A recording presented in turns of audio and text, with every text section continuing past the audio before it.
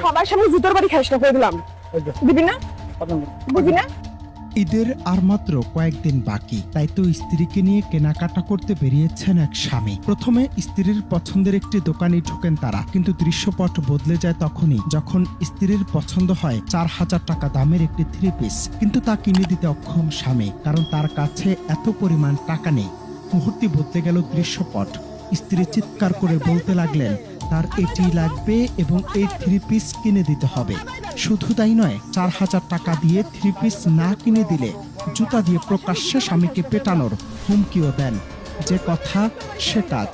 স্বামী যখন বললেন পারবেন না, তখনই নিজের পায়ের জুতা খুলে স্বামীকে মারতে থাকেন স্ত্রী, আর চুপচাপ দাঁড়িয়ে এসব সহ্য করছেন স্বামী।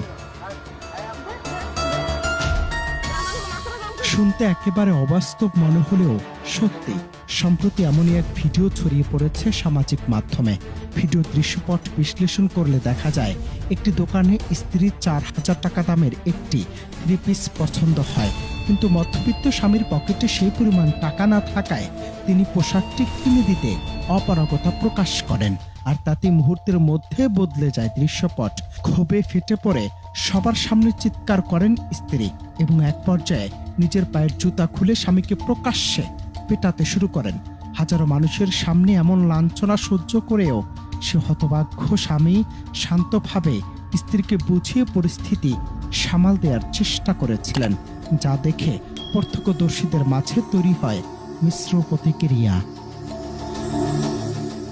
ভিডিওটি ভাইরাল হওয়ার পর থেকেই নেটিজেনদের মাঝে বইছে বিতর্কের ঝড়।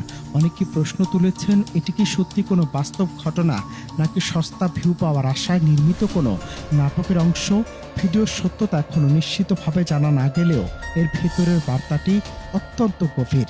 স্বামী স্ত্রীর পবিত্র সম্পর্কের মাঝে অর্থের গুরুত্ব যখন পারস্পরিক শ্রদ্ধাবোধকে ছাপিয়ে যায়, তখন তা সমাজের এক নগ্ন কদর্য রূপকে ফুটিয়ে তোলে। অনন্ত হাসান মাসুদ, বাংলা টিভি।